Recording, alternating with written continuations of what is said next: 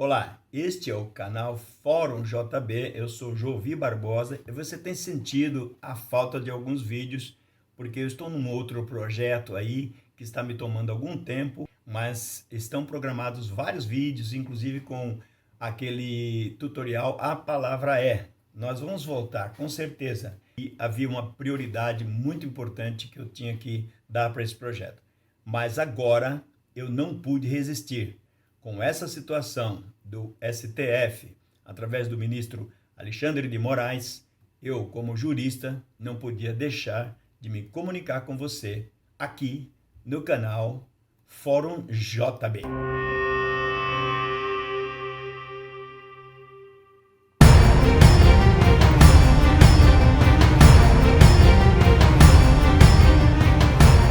Antes de começar, eu quero te pedir, por favor, além de você dar o like aqui no nosso canal, nosso vídeo, né? Por favor, se inscreva e compartilhe. Mas antes, preciso lembrar que não bastam essas três coisas.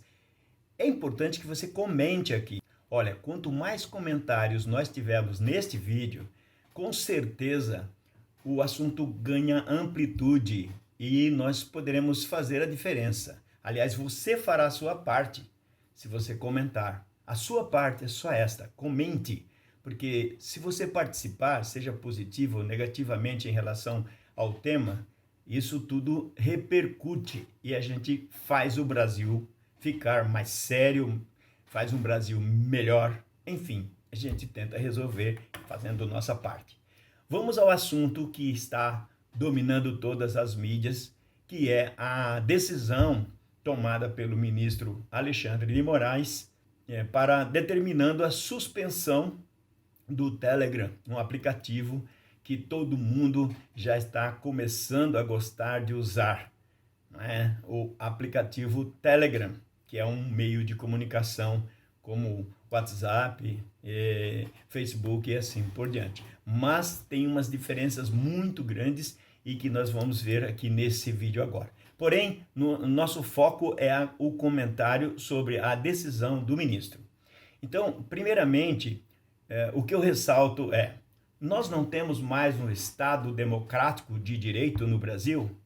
Eu faço essa questão, inclusive, para os juristas, juízes, advogados, procuradores, promotores que estiverem ouvindo ou assistindo este vídeo. Porque o Estado Democrático de Direito está previsto na nossa Constituição. E eu vou ler aqui para você. Artigo 1º. A República Federativa do Brasil, formada pela união indissolúvel dos estados e municípios e do Distrito Federal, constitui-se em Estado Democrático de Direito e tem como fundamentos, primeiro, a soberania, segundo, a cidadania, terceiro, a dignidade da pessoa humana.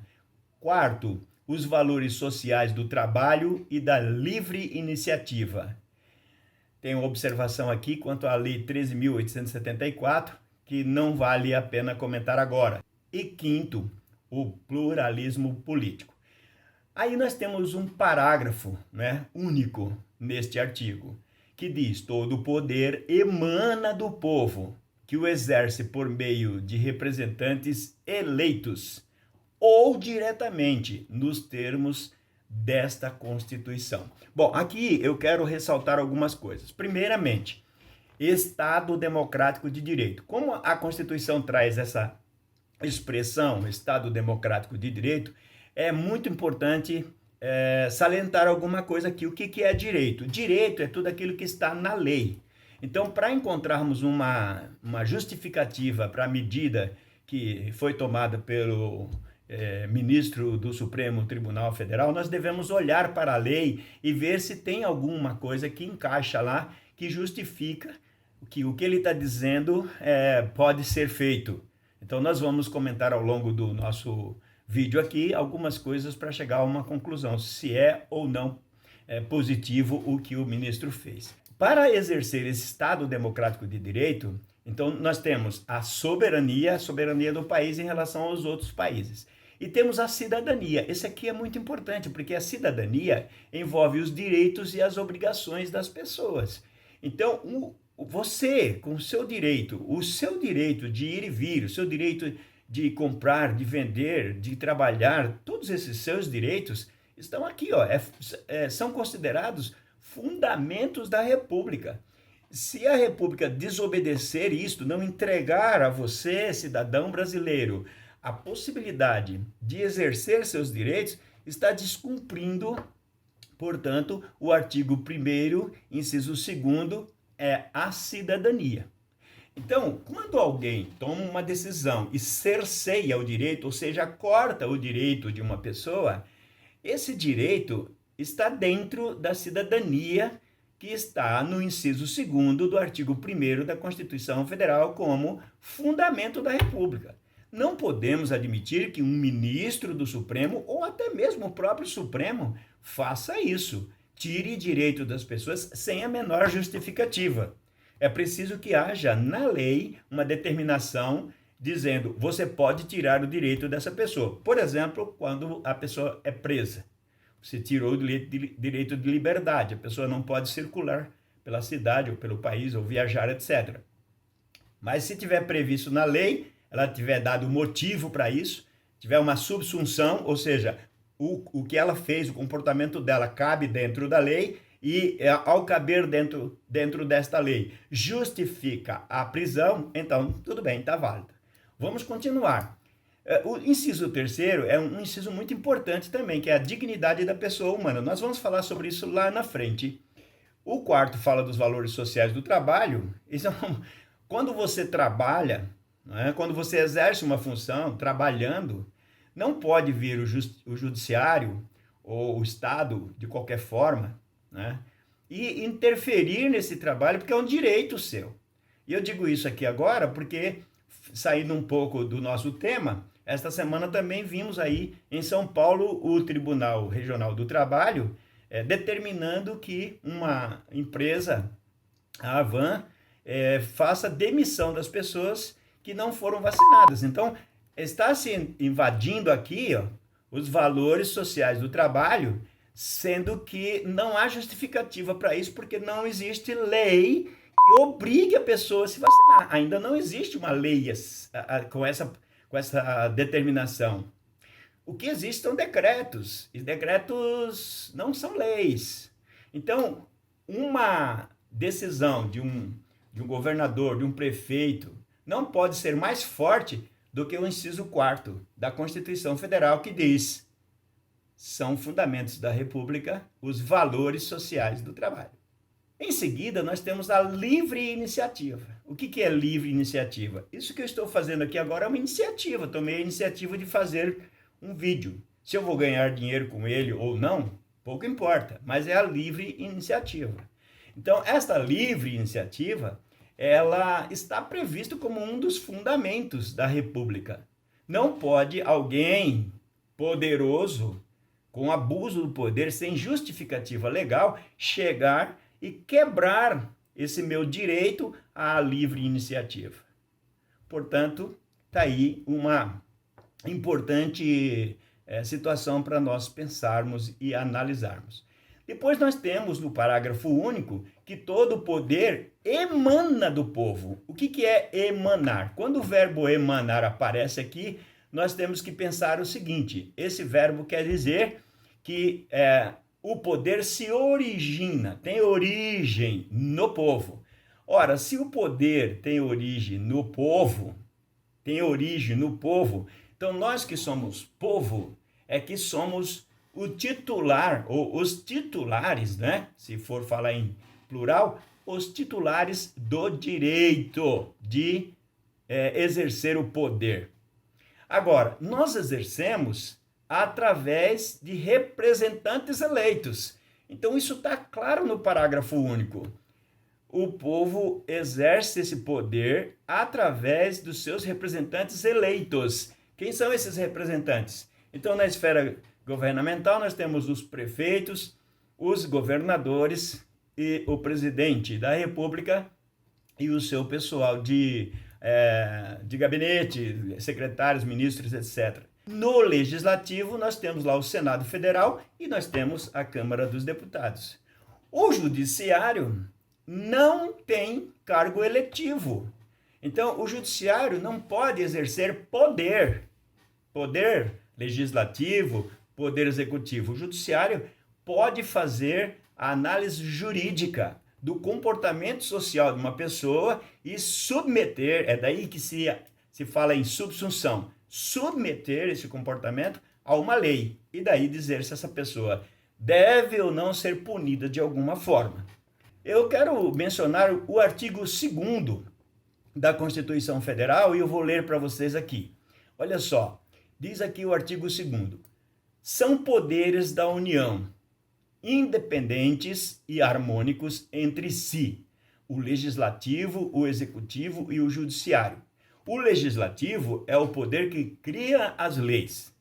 O executivo executa o orçamento, são as leis executivas, as leis que é para conduzir o Estado ou fazer com que o Estado cumpra suas funções. E o judiciário é um poder, como o próprio nome está dizendo, judicante. Ele está lá para julgar, então processar as pessoas, processar as empresas, pessoa jurídica e pessoa física, que de certa forma precisem ser processadas e aí julgar. Esses poderes são independentes e harmônicos. O artigo 3º da Constituição diz: constituem objetivos fundamentais da República Federativa do Brasil, primeiro, construir uma sociedade livre, justa e solidária. Segundo, garantir o desenvolvimento nacional. Terceiro, erradicar a pobreza e a marginalização e reduzir as desigualdades sociais e regionais.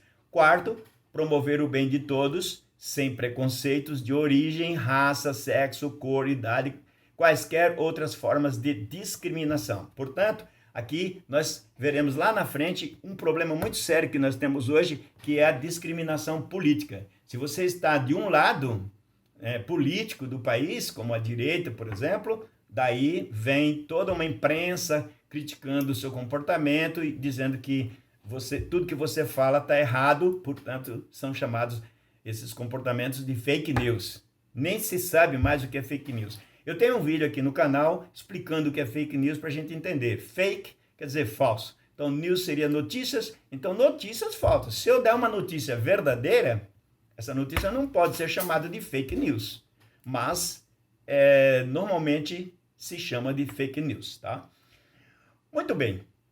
Aqui o que a gente precisa falar? No inciso 1º do artigo 3º da Constituição Federal, temos lá, construir uma sociedade livre e justa. Portanto, essa justa, ela está um pouco ligada à justiça.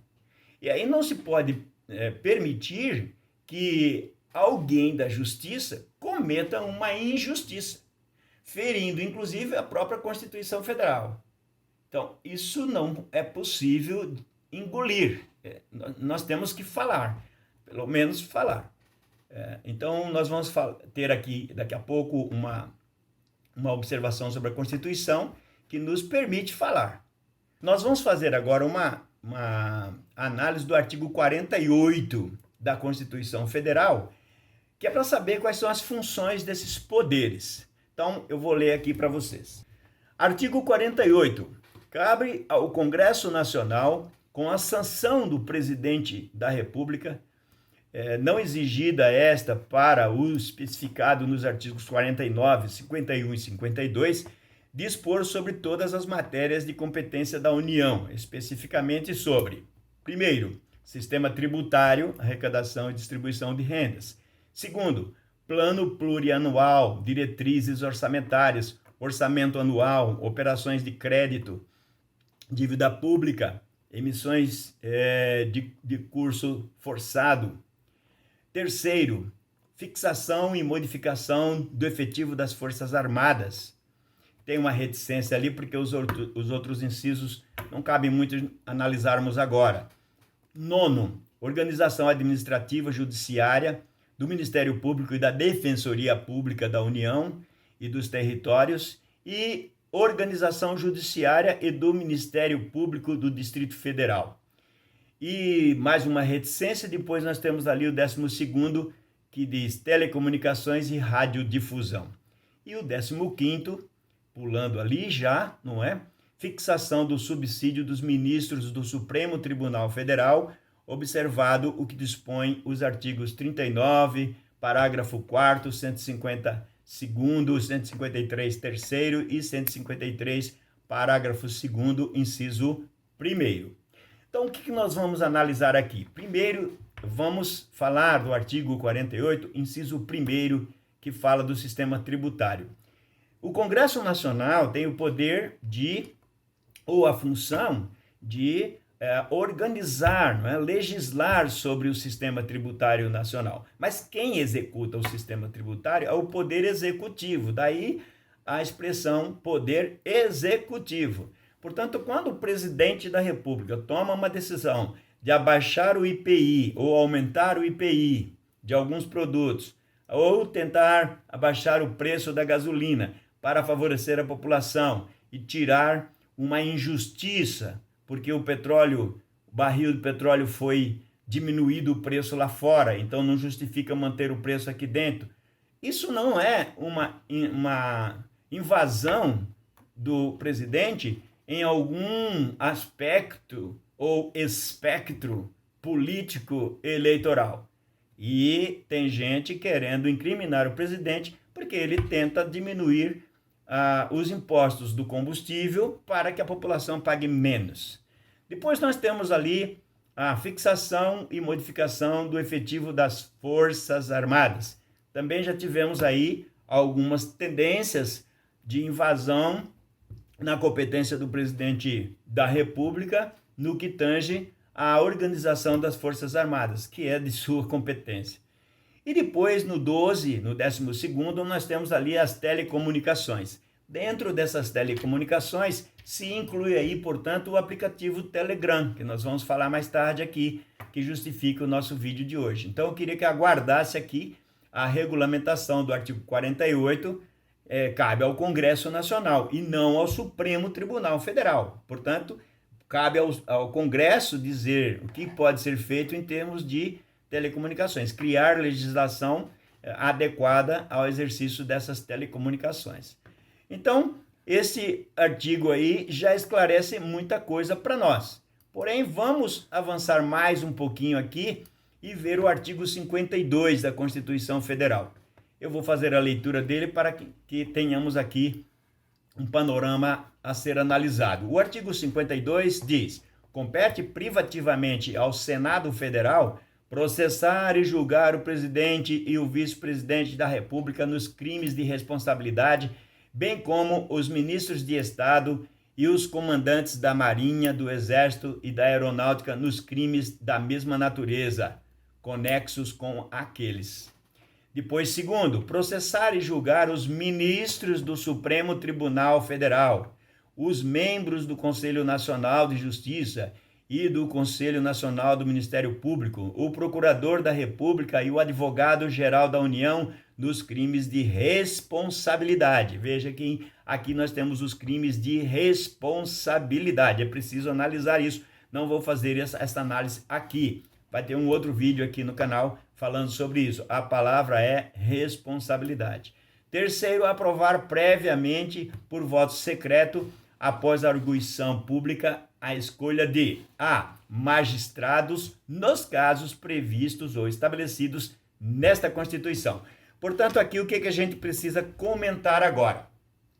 É de competência do Senado Federal processar e julgar uma série de autoridades importantes, inciso 1º, e também os ministros do Supremo Tribunal Federal. Este ano de 2022 é um ano de eleições, então você, meu amigo, minha amiga, deve estar atento. Qual é o senador que vai ser colocado lá para o seu estado no Congresso Nacional, que poderá fazer parte desse Senado Federal e então fazer parte de uma sessão de julgamento dessas pessoas.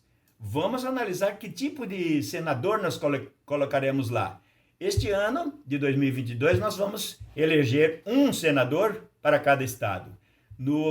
Na última eleição, há 4 anos atrás, foram eleitos 2 senadores. Esses 2 senadores ficam lá por 8 anos. E o que vai ser eleito agora vai ficar lá por 8 anos. Daqui a 4 anos, nós trocaremos os dois que entraram 4 anos atrás. Então, faz sentido analisarmos melhor essa questão do artigo 52, a competência do Senado Federal, porque muitas vezes nós não damos trela ao que vemos aí na formação desses políticos. Não sabemos qual a função deles. Nós vamos ter aqui um vídeo no canal falando sobre todas as funções políticas de todos os poderes. Mas eu acho que nós vamos ter que fazer 3 vídeos, um para a esfera estadual, um para a esfera municipal e outro para a federal. O artigo 101 da Constituição Federal fala do Supremo, qual é a forma de compor esse Supremo. Então lá diz, vou ler para vocês aqui. O artigo 101. O Supremo Tribunal Federal compõe-se de 11 ministros escolhidos dentre cidadãos com mais de 35 anos e menos de 65 anos de idade, de notável saber jurídico e reputação ilibada. Aqui nós estamos vendo que são 65 anos o limite de idade dos ministros. Isso, quando a Constituição foi feita em 1988, valia esta idade aí. O conchavo que foi feito com presidentes anteriores elevou a idade dos ministros de 65 para 70 anos. Aí os ministros querem 75 e a maioria das pessoas querem reduzir até para 60. Ou então, reduzir o tempo de permanência desses ministros lá. Para, por exemplo, como é o senador, 8 anos. Por que o senador ocupa o cargo por 8 anos e o ministro tem que ficar lá até completar 70 anos ou 75 anos, ou mesmo 65? É uma questão para a gente verificar que cidadania nós queremos para o nosso país. Qual é o efeito de um ministro que permanece tanto tempo lá e vai ganhando muito poder, ficando muito poderoso e não tem como tirar ele de lá? Então, isso que a gente tem que refletir. Nós temos que refletir sobre isso. Parágrafo único. Os ministros do Supremo Tribunal Federal serão nomeados pelo presidente da República depois de aprovada a escolha pela maioria absoluta do Senado Federal. Aqui vale um comentário. Na verdade, está um pouco invertido o texto da Constituição Federal, porque primeiro o presidente nomeia e depois o Senado Federal vai lá e aprova. Aqui está dizendo que o presidente nomeia depois. O presidente indica, o Senado Federal aprova, lá no Supremo ele toma posse. Então, lá no Supremo, ele é indicado ao Supremo pelo presidente e o presidente do Supremo faz, então, a posse do ministro. E a competência do Supremo? Vamos ver aqui que está o foco do nosso vídeo. Artigo 102 compete ao Supremo Tribunal Federal principalmente a guarda da Constituição, cabendo-lhe, primeiro, processar e julgar originariamente a ação direta de inconstitucionalidade de lei, ou ato normativo federal ou estadual, e a ação declaratória de constitucionalidade de lei ou ato normativo federal. B. Nas infrações penais comuns, o presidente da República, o vice-presidente, os membros do Congresso Nacional, seus próprios ministros e o Procurador-Geral da República. C. Nas infrações penais comuns e nos crimes de responsabilidade, os ministros de Estado e os comandantes da Marinha, do Exército e da Aeronáutica, ressalvado o disposto no artigo 52 primeiro, os membros dos tribunais superiores, os do Tribunal de Contas da União e os chefes de missão diplomática de caráter permanente. Vamos analisar aqui, então, a seguinte situação. O artigo 102, no inciso 1º, diz que compete ao Supremo Tribunal Federal processar e julgar. Observe bem que aqui não está aparecendo a palavra legislar. Portanto, o Supremo não pode criar uma lei. Ele só pode julgar com base numa lei já existente. Ele não pode estabelecer uma norma diferente agora. Daqui para frente é obrigatório usar máscara. Não, ele não pode fazer isso. Quem tem que fazer isso é o Congresso. O Congresso legisla. O que está acontecendo hoje é que um partido político qualquer entra com uma ação e o Supremo estabelece que aquilo pedido do partido está valendo. Então, O próprio partido está legislando através do Supremo, que está exercendo um papel legislativo que não é dele. E o nosso Congresso está ficando calado. Portanto, agora, em 2022, também é a hora de você, meu amigo, minha amiga, pensar no tipo de Congresso que você quer ver no Brasil a partir de 2023. Um Congresso que baixa a cabeça para o Supremo em tudo que ele faz, ou um Congresso que exerce o seu papel de legislação. Depois nós temos na linha B, na linha A, quais são os tipos de ação ou de ações que o Supremo pode julgar ali, né? Ações diretas de inconstitucionalidade, etc. Nas infrações penais comuns, o presidente da República, então veja que o Supremo ele tem um poder muito grande. Ele pode julgar o presidente da República, o vice, pode julgar os membros do Congresso Nacional nos crimes de infrações penais. Seus próprios ministros e os ministros do Supremo. Quem julga os ministros do Supremo nessas ações penais? O próprio Supremo. E o Procurador-Geral da República. Olha o poder que tem esse STF.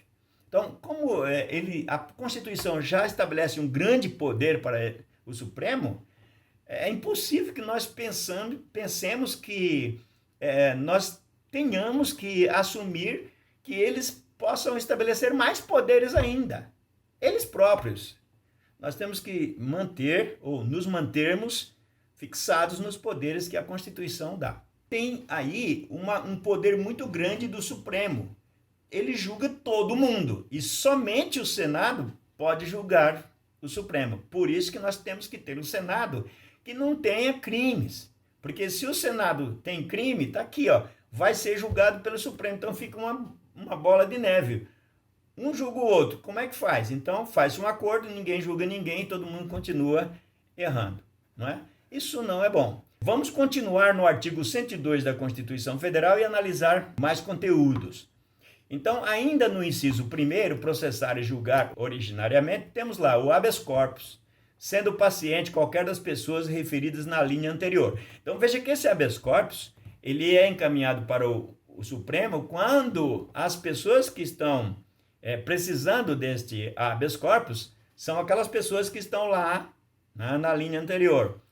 Membros do Congresso, presidente, vice-presidente da República e assim por diante. Na linha E, o litígio entre Estados estrangeiro ou organismo internacional e a União. Então, se houver qualquer problema que envolve a União e um Estado estrangeiro, é o Supremo que julga.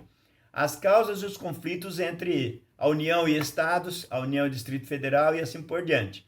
E na letra G, a extradição solicitada por Estado estrangeiro. Pediu a extradição de uma pessoa que está no Brasil, é o Supremo que vai fazer isso. O habeas corpus, quando o coator for o Tribunal Superior, ou quando o coator ou paciente for autoridade ou funcionário cujos atos estão diretamente à jurisdição do Supremo Tribunal Federal, ou se trate de crime sujeito à mesma jurisdição em uma única instância. Então, esta é uma função que compete ao Tribunal Supremo da nossa nação, o Supremo Tribunal Federal. Então, está no artigo 102, inciso 1º, letra I, ou a linha I da Constituição Federal. Continuando, ainda temos no artigo 102 que ver outras alíneas, outras funções, né? Competência do Supremo. Mas sempre lembrando aqui que está escrito lá no 1º inciso, processar e julgar. Não está escrito que o Supremo pode criar leis. Então, na letra J, nós temos lá a revisão criminal, na letra L, a reclamação para preservação de sua competência, M, a execução de sentença nas suas causas, N, a ação que todos os membros da magistratura sejam direto ou indiretamente interessados. Na letra O, os conflitos de competência entre o Superior Tribunal de Justiça e quaisquer outros tribunais estaduais. P, o pedido de medida cautelar das ações diretas de inconstitucionalidade. Na letra Q, o mandado de injunção. São peças aí que não precisa a gente explicar agora. Na letra R, as ações contra o Conselho Nacional de Justiça. Artigo 102. Compete ao Supremo Tribunal Federal Primeiro, processar e julgar originariamente. Já vimos todo o conteúdo desse inciso. Agora nós vamos ver o inciso segundo, julgar em recurso ordinário. A linha A, habeas corpus, mandado de segurança, habeas data, mandado de injunção, decididos em única instância pelos tribunais superiores, se denegada a decisão. Letra B, ou a linha B, o crime político. Inciso terceiro, julgar mediante recurso extraordinário as causas decididas em única ou última instância quando a decisão recorrida a contrariar dispositivo desta Constituição. Vale aqui agora fazer um pouquinho de análise aqui.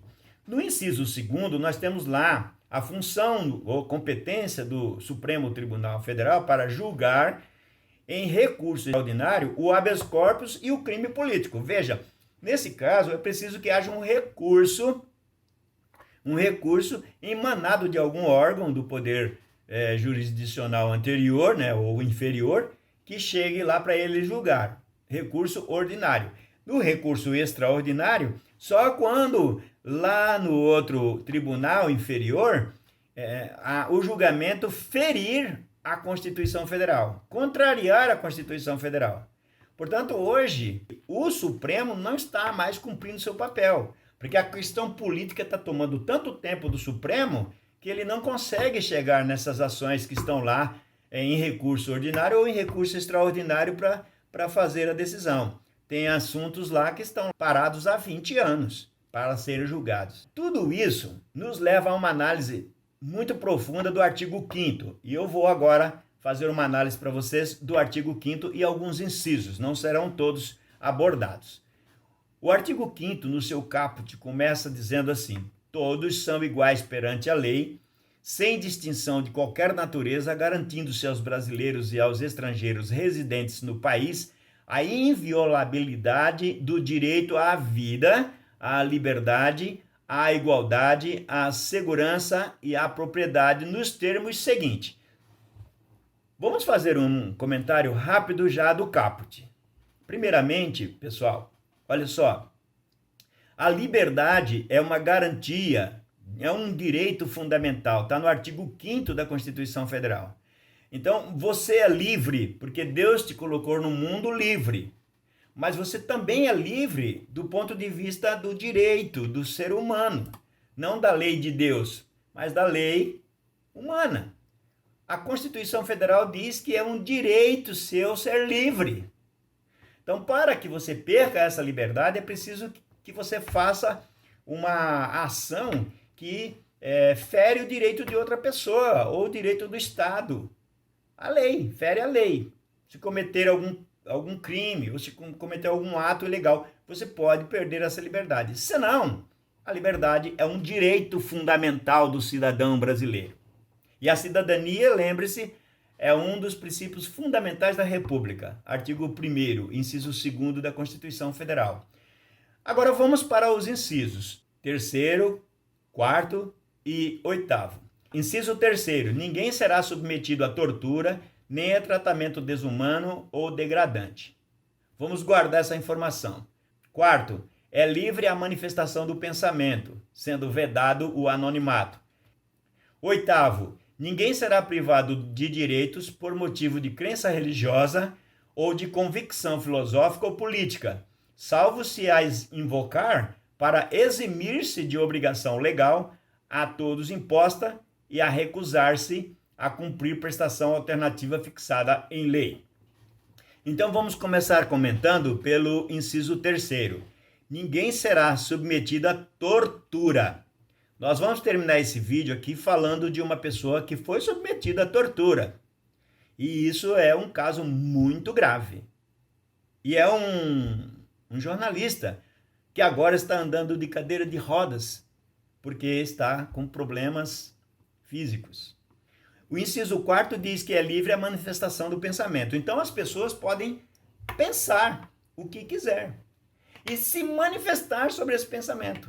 Eu posso ter um insight qualquer aqui e manifestar esse pensamento. Agora, se eu causar algum prejuízo para alguma pessoa, seja ele de ordem física, patrimonial ou moral, a pessoa vai processar. Nós vamos ver daqui a pouco um outro inciso que diz que aí cabe o processo. No final do processo, o juiz julgará e aí poderá, obviamente, punir a pessoa que estiver praticando esse seu direito de maneira ilegal. Mas não pode proibir o pensamento. Então, quando um juiz ou um ministro vai a fundo, ao cúmulo de impedir o funcionamento de um aplicativo que as pessoas estão se comunicando e trocando mensagens, está descumprindo esse inciso do artigo 5º da Constituição Federal. Livre manifestação do pensamento. O 8º diz que ninguém será privado de direitos por motivo de crença religiosa ou convicção filosófica ou política. Então aqui nós temos que imaginar quais são os verdadeiros motivos de se tirar o Telegram da vida dos brasileiros. Se não for político, o que será? Então a fundamentação tem que ser muito clara. O que o Telegram fez para merecer ser tirado? O Telegram, ele tem que ser punido porque ele fez alguma coisa que é ilegal. Mas para isso tem que passar por um processo. Não pode ser uma decisão do juiz. Olha, eu não gosto mais do Telegram e vou tirar o Telegram do ar. Não pode. Isso é impossível pela Constituição Federal. Porque seria uma invasão, um desrespeito ao inciso 8º do artigo 5º da Constituição Federal. Portanto, é bom analisar essa situação. Então, nesse momento, eu quero fazer menção do inciso 8º de uma maneira diferente. Eu quero analisar pelo seguinte fato. A Bárbara, do portal Te Atualizei, o Alan dos Santos, aqui temos o canal Pai e Filhos, aqui o canal Verdade Política, né, Marcelo Pontes. Nós temos nessa foto de baixo o jornalista Oswaldo Eustáquio e do lado direito o deputado Daniel Silveira. Todos estão sendo perseguidos, além de outros, por questões políticas. Então, diz o inciso 8º, ninguém será privado de direitos por motivo de crença religiosa ou de convicção filosófica ou política. A Bárbara do portal do canal Te Atualizei teve o seu dinheiro bloqueado por ordem do Tribunal Superior Eleitoral. Ora, isso é descumprir a Constituição Federal. O inciso 8º não permite que se faça isso. Mas nem se olha esses processos. Por quê? Porque estão querendo que essas pessoas se enfraqueçam financeiramente para perder a voz. Então, ninguém será privado de direitos. A Bárbara tem direito de receber o salário dela. O Alan dos Santos tem direito de receber o salário dele. Assim como todos os outros youtubers que têm a mesma coisa, a mesma situação, bloqueados seus vencimentos, seu direito de receber dinheiro do YouTube. E aí, o direito que tinha Oswaldo Eustáquio, ele foi inclusive torturado. Ele foi torturado na prisão. Tá aqui, ó. Jornalista relata que foi espancado por policiais. Então, feriu aquele inciso anterior e este aqui. O direito à vida, o direito à integridade física foi surrupiado numa situação advinda do Supremo Tribunal Federal, que mandou prender, determinou a prisão desse senhor aí, que é um jornalista muito competente, Oswaldo Eustáquio, por causa de problemas políticos. Está claro lá no processo. Da mesma forma, a questão da prisão do Roberto Jefferson, que era presidente aí do partido político e foi preso por causa de questões políticas. Assim como o deputado federal Daniel Silveira, que foi preso também porque emitiu opiniões. Está ali, ó. A Constituição está dizendo que não pode ser, é livre a manifestação do pensamento. Então processa, faz um processo, depois tem um julgamento, e quando tiver esse julgamento, aí sim vai lá e condena a pessoa. Mas prender a pessoa sem processo A Constituição não permite. Muito bem, continuando no artigo 5º ainda, nós temos alguns outros incisos que cabe à leitura. Vou ler agora. O inciso 53. Ninguém será processado nem sentenciado senão pela autoridade competente. Aqui eu quero fazer um comentário, que é o seguinte: eu não estou defendendo nenhum dessas pessoas aí. Aliás, eles não precisam de mim para essa defesa. Cada um tem os seus advogados. Mas, por exemplo, o Alan dos Santos não pode ser julgado pelo Supremo Tribunal Federal, porque o Alan dos Santos não tem foro privilegiado. A gente leu agora há pouco a competência do Supremo Tribunal Federal, e lá não está dizendo que tem que julgar o cidadão comum, que não sofre nenhum processo, porque simplesmente ele falou que o tribunal é feio. Não pode. O tribunal tem que processar, então o tribunal tem que mandar uma representação para o Ministério Público e pedir que seja instaurado um processo, um procedimento. Agora, dentro de um inquérito chamado de inquérito de fake news, primeiro que não existe crime de fake news no Brasil, então ninguém pode ser preso por causa de fake news. Você pode ser responsabilizado, daí sim, como eu disse agora há pouco, crime de responsabilidade. Mas crime de fake news não existe no Brasil. Então por que uma pessoa pode ser presa por causa de fake news? Queriam prender o presidente da República por causa de fake news. E o presidente da República nunca falou uma fake news. O artigo 5º ainda traz lá o 54. Ninguém será privado da liberdade ou de seus bens sem o devido processo legal. A crítica aqui vai direto também no caso do Alan dos Santos, porque esse cidadão está morando nos Estados Unidos hoje e não pode vir ao Brasil, a sua terra natal. Por quê? Porque se ele chegar aqui vai ser preso por ordem do Supremo. Não pode, o Supremo não pode mandar prender. O Supremo não tem nem competência para isso. Não é foro privilegiado, ele não tem foro privilegiado. Então, processe em outro foro, mas tem que processar primeiro, olha lá, devido processo legal. Tem que ser analisado por esse ângulo. As pessoas só podem ser privadas de sua liberdade ou dos seus bens depois do devido processo legal. E aí, na questão dos bens, cabe aqui falar da Bárbara e do dinheiro também do Alan dos Santos. Por que eles não estão mais recebendo seus dinheiros, né? Sua grana, seus salários do YouTube, que são bens, se não houve um devido processo legal? Tem que haver um devido processo legal. Agora, não, vou tirar o vencimento dele, porque assim ele fica sem dinheiro e não vai falar mais nada. Está querendo calar, é lei da mordaça. Então, por isso que eu digo, o tribunal não pode criar leis, principalmente lei da mordaça. O outro inciso, que é o 57, diz: ninguém será considerado culpado até o trânsito em julgado de sentença penal condenatória. Então, se houve crime, é processo penal. Ora, se é processo penal, tem que haver uma sentença condenatória. Aí sim a pessoa será considerada culpado e irá para a prisão. Aliás, foi este o princípio que colocaram para soltar o ex-presidente Lula.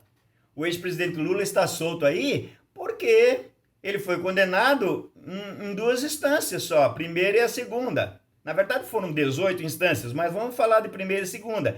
E aí não tem sentença penal condenatória, então ele não pode ser preso. Foi solto. Por que o Alan dos Santos tem que ser preso? Por que o Oswaldo Eustáquio tem que ser preso? Por que o Daniel Silveira tem que ser preso? Então nós estamos falando de dois pesos, duas medidas. E aí se inclui também o Roberto Jefferson.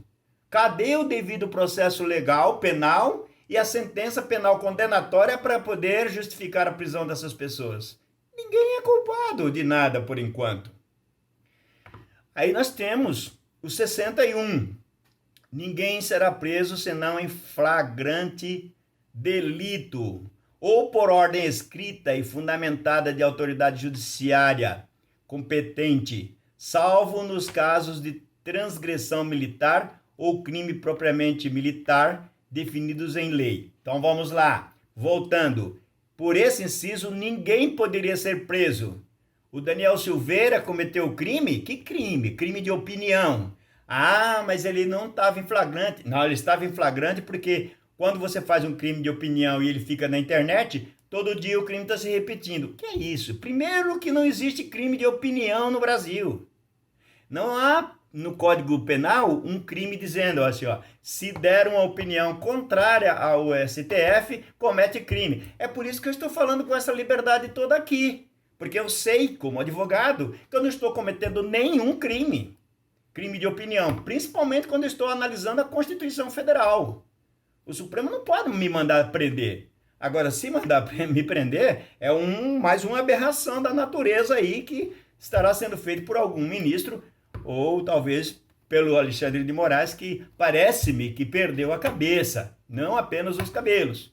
Não é? Muito bem. Então, ó, alguém pode dizer também que, peraí, ali tem uma conjunção, né? Ou por ordem escrita e fundamentada. Então, essa palavra fundamentada, ela vem dar aqui uma apimentada na questão. Como que é uma decisão ou uma ordem escrita fundamentada? Então, tem que ter a base na lei. Tem que dizer, olha, você cometeu este crime. E aí eu quero ver qual que é o artigo do Código Penal que diz que falar é crime. Falar de uma pessoa é crime. Falar de um tribunal é crime. Não existe esse crime. Crime de opinião, não existe esse crime. Não há crime de opinião no Brasil. Crime político, não existe esse crime político. Porque se existisse, metade da esquerda já teria que ter sido preso. Porque chamaram o nosso presidente Bolsonaro de genocida. Ora, genocídio é crime. Quando uma pessoa acusa a outra de crime, se não provar que essa pessoa cometeu o crime, esta pessoa que acusou está cometendo um crime, né? Um crime de calúnia. Está previsto lá no artigo 138 do Código Penal. Este sim está previsto no Código Penal. Né? Então, quem acusa de genocídio pode ser julgado. Né? Mas o presidente não está abrindo aí nem metade dos processos que ele precisaria abrir. Nem um terço, 10% talvez. Então, concluindo aqui, teria que ter uma ação fundamentada e essa ação fundamentada teria que cobrir todos os itens necessários para que uma pessoa pudesse ser presa. Então, eu vou agora mostrar ou demonstrar por que tem que ser fundamentada. Vamos ler o artigo 93 da Constituição Federal que diz: Lei complementar de iniciativa do Supremo Tribunal Federal disporá sobre o Estatuto da Magistratura observados os seguintes princípios. No inciso 9 está escrito: todos os julgamentos dos órgãos do Poder Judiciário serão públicos e fundamentadas todas as decisões, sob pena de nulidade. Portanto, isso é uma coisa que todo advogado usa. Quando há uma sentença, a primeira coisa que o advogado olha é a fundamentação. Se a fundamentação não levar a uma subsunção perfeita, não tem fundamentação. O órgão judiciário pode estar cometendo uma nulidade. Então, num recurso a um órgão superior, essa decisão poderá ser decretada nula. Assim é a questão, pessoal, que se fala da decisão fundamentada.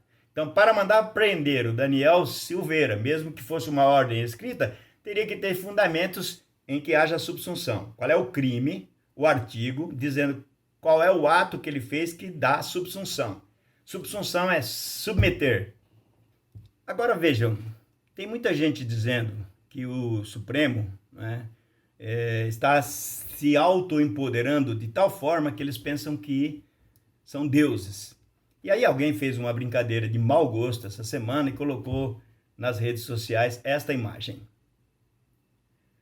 Veja, nem dá para comentar, porque nem parece que nós estamos falando aqui de Deus ou de Jesus. E ainda assim, se estivéssemos falando Deus ou Jesus, não estaria orientando o ministro Alexandre de Moraes a tomar a decisão que tomou. Então, com certeza, nós estamos falando de outra coisa.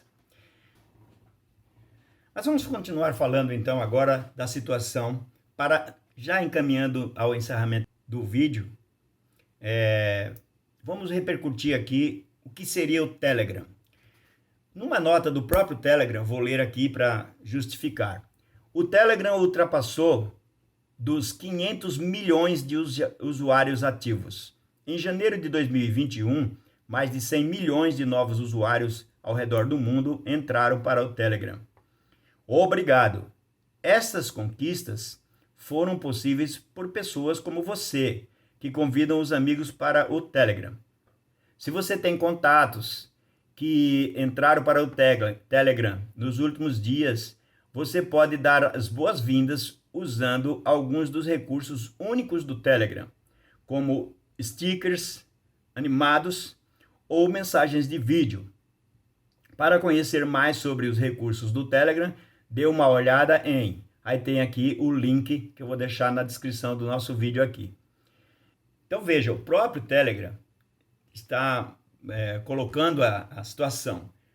São muitas pessoas, né? Muitas pessoas que integram o aplicativo. Quando eles começam a falar sobre as dicas, eu vou ler aqui algumas dicas, depois dar um detalhe importante aqui. O Telegram foi criado para proteger a privacidade e redefinir o que um app de mensagem ou aplicativo, né, pode fazer. Centenas de recursos únicos estão destacados neste canal, mas aqui estão alguns dos nossos favoritos. Vejam, então, existem centenas de recursos que o próprio Telegram fala. Nem vou colocar todos, vou colocar alguns. E eu preciso que você preste atenção nisso. Se você não entende ainda do Telegram, eu não sou muito expert no Telegram, mas eu andei estudando para fazer esse vídeo aqui. Então, eu destaco algumas coisas importantes aqui. Veja só, quando a gente pensa, por que será que um ministro do Supremo Tribunal Federal resolveu tirar o Telegram do ar? Por que será, né? Então, vamos analisar a situação aqui, pessoal. O aplicativo Telegram, ele traz uma série de benefícios aqui, mas eu vou destacar alguns aqui importantes. No WhatsApp, nós temos que passar a pessoa para o nosso grupo, para o nosso WhatsApp, para a nossa rede de comunicação, através do número de celular. Pelo Telegram, olha aqui, ó, nomes de usuários, em vez de números de telefone. Então, você coloca o nome da pessoa lá. Quando você colocar o nome da pessoa, essa pessoa passa a fazer parte do Telegram.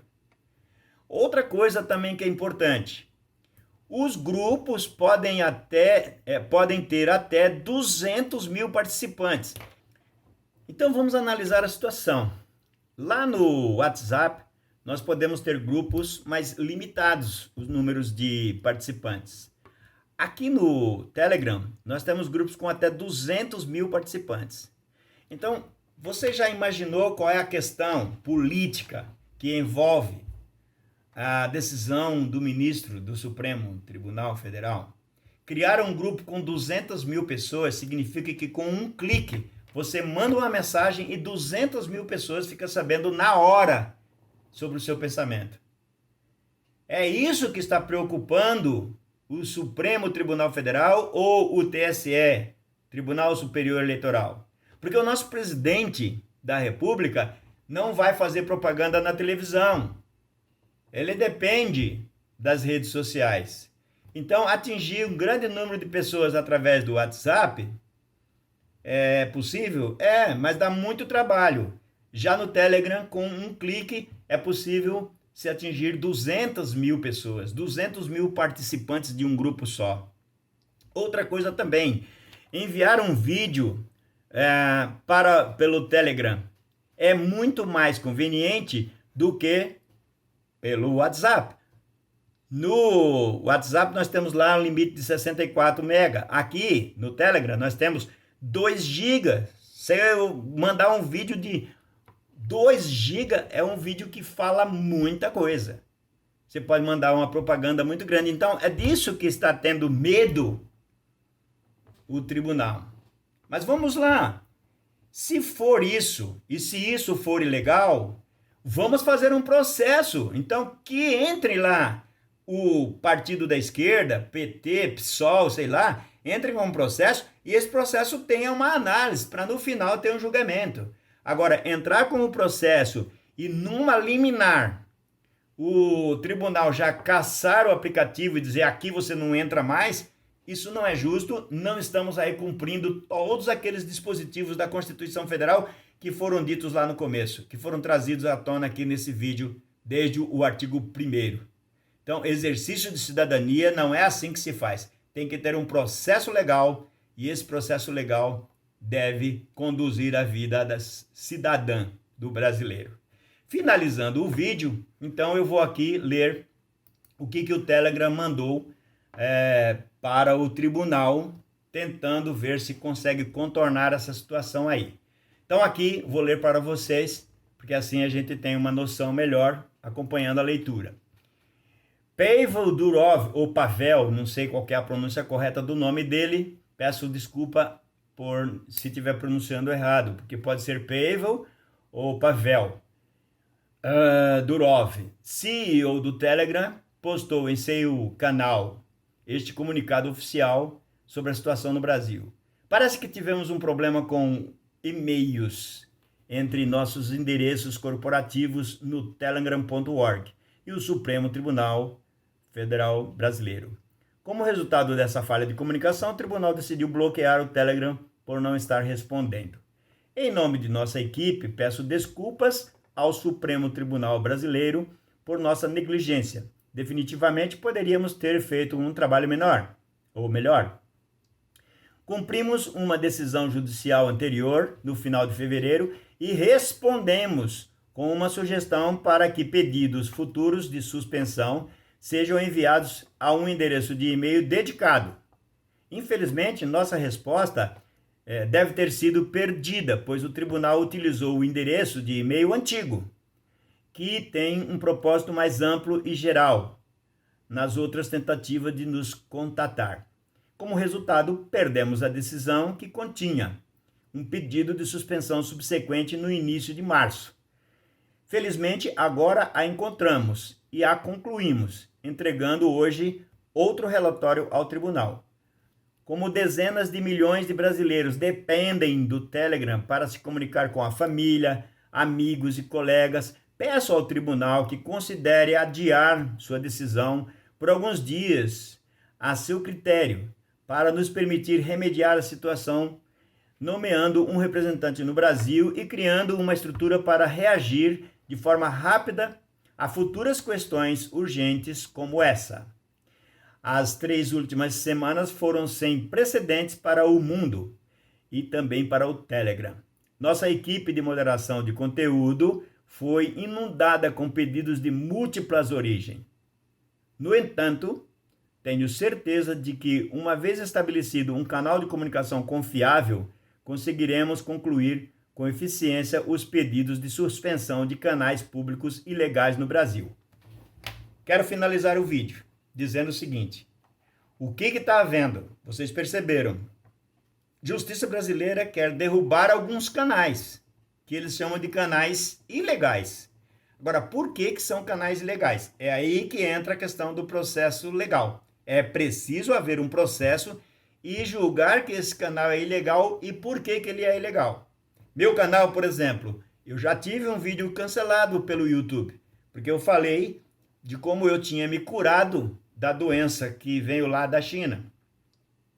E aí, as coisas que eu andei fazendo e dizendo os nomes não foram aceitas pelo YouTube, derrubaram o meu vídeo. Eu refiz o vídeo, tirei todos aqueles nomes e as caixinhas dos medicamentos e aí o meu vídeo foi para o ar.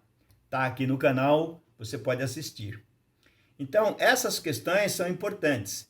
É bom a gente acompanhar para saber o que esse pessoal quer saber ou quer fazer e quais são os canais que são considerados ilegais. Por que um canal é considerado ilegal? Temos canais na esquerda falando muita coisa, falando inclusive em tirar a vida de alguém aí importante. E não são considerados canais ilegais. Por que o canal de direita é considerado ilegal? Vem aí as eleições. Esteja atento. E mais uma vez te peço, comenta aqui o vídeo. Comenta, dá sua opinião. Depois que você colocar a sua opinião, aí sim você compartilha com os seus amigos, para que eles vejam já a sua opinião. É importante isso. Vamos influenciar as pessoas, não importa. Você pode influenciar. De repente, a pessoa se baseia na sua opinião e dá uma outra opinião e vai formando aí um conceito sobre as coisas, um entendimento sobre as coisas. Ok? Fico por aqui, espero você no próximo vídeo. Um beijo no coração de todos e bola pra frente, Brasil!